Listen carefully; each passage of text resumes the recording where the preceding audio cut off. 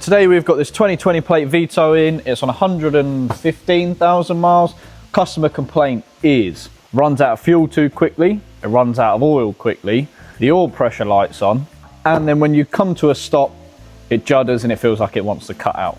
First thing we've done is we plugged it in. Here are the codes that we've got. When we were plugging it in, we've come to the original OBD under this driver's side, and it weren't connecting. I was thinking, why isn't it connecting? And we actually have 1, 2, 3, 4 OBD ports. Somebody's put this adapter into the original OBD and then left the actual OBD port tucked up under the dash.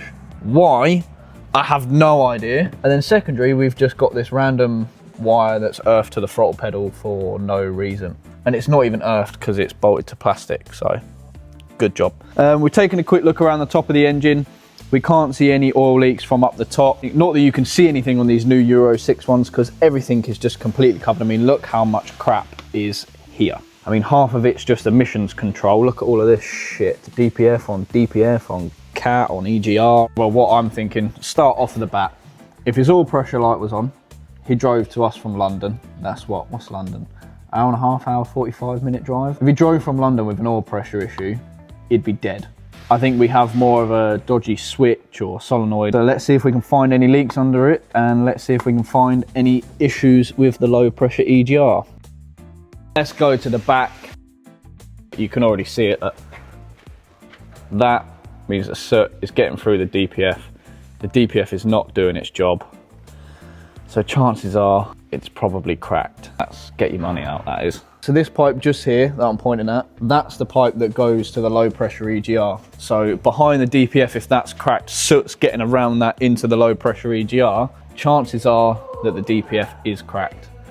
With what we've seen at the back and that pipe going to the low pressure, not looking good, Brev. Under here as well, we can see we've got little bits of oil, more around this side. Let's see if we can find the oil pressure switch. We are using the bendy wendy one. So we can see some oil on the bottom of this oil cooler. This is your oil pressure switching valve, and that's got to be the actual oil pressure switch. You can see oil coming from slightly higher above as well. It's dripping round from the top somewhere, but we can't see down the side from the top because you can't get to any of it because they cover everything with plastic. So basically, I think long story short, what's going to actually have to happen is I don't think you can change that DPF with engine in. We can see where all the oil leaks are coming from externally. We can fix those. I think we'll fix his fuel consumption issue, fix his oil issue. But what we do need to do first is the physical oil pressure test. So we'll speak to the customer, see what we want to do and go from there.